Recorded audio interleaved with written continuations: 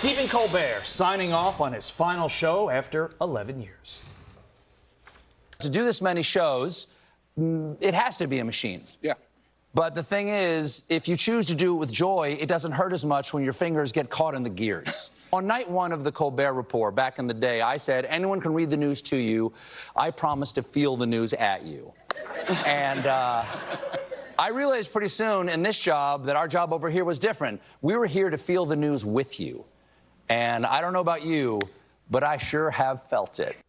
Joining us now to react, senior writer for the Washington Examiner and Fox News contributor Joe Concha.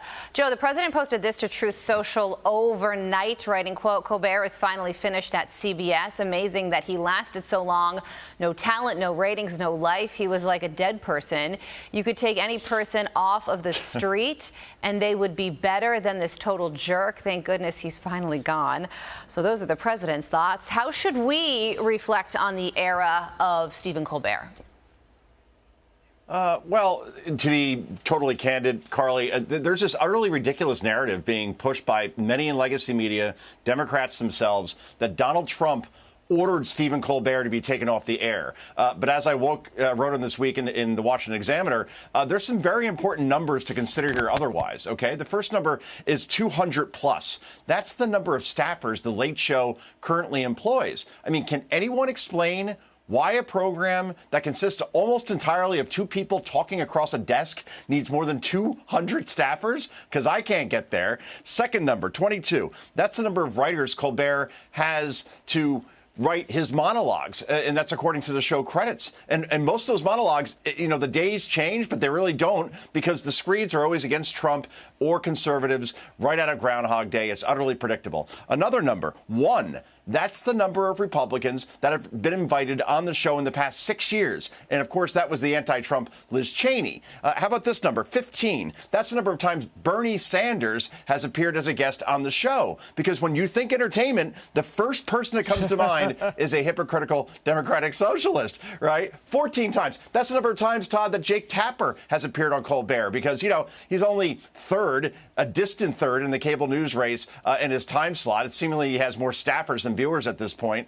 And finally, 40 million. This is the most important number, guys. That's the amount of money annually that Stephen Colbert was losing for CBS. His job is not a charity. If he wants to be an activist, fine. But you can't cost your shareholders that kind of money on a yearly basis because you have to pay all these staffers, have all these production costs, and not have the return on investment on it. So I think in the end, he's being celebrated as iconic, but no, actually, he was predictable. And again, he was losing boatloads of money for a company. You can't do that and expect to keep your job. Joe, a quick few follow-ups here.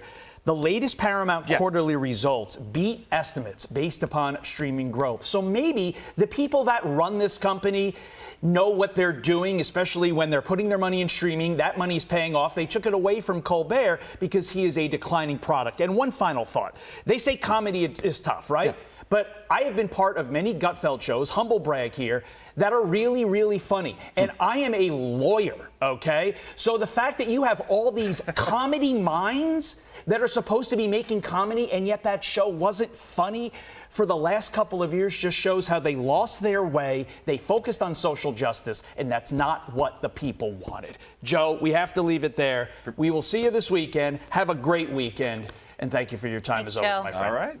Be sure to like and subscribe for all the Fox News latest on YouTube and catch full shows streaming now on Fox One.